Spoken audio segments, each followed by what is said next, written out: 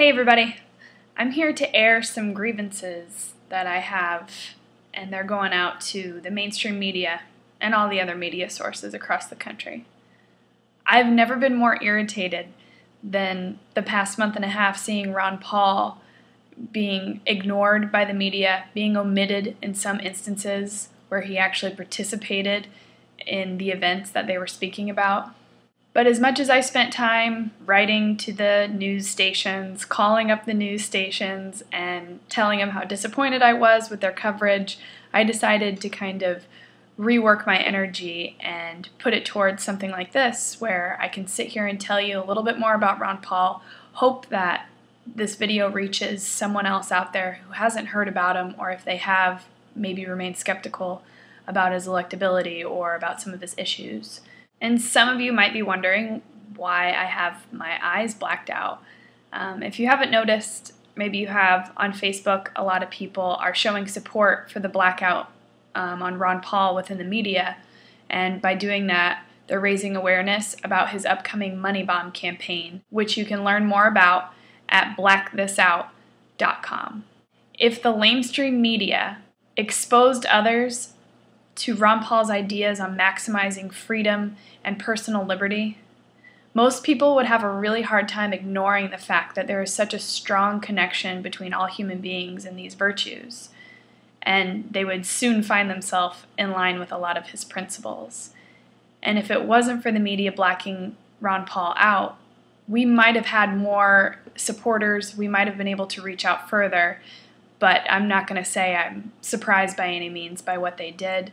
And that's why a lot of us are on YouTube, a lot of us are blogging, and all I can say is keep it up, because people are listening, and the work you do, we can't put a price tag on it. It's awesome. And the people who don't get to hear about Ron Paul, if they were to hear, the fact that we're occupying 130 countries, I mean, who would actually want to continue those kind of policies?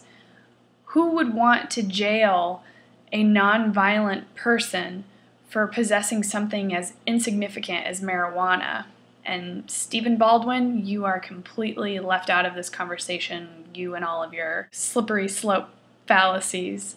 Who actually wants to limit the words that come out of one's own mouth?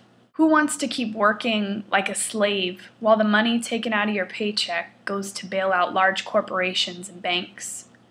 Not to mention the invisible tax called inflation. And let's be serious. Who wants a central bank to control our money supply and our leaders like puppets on a string?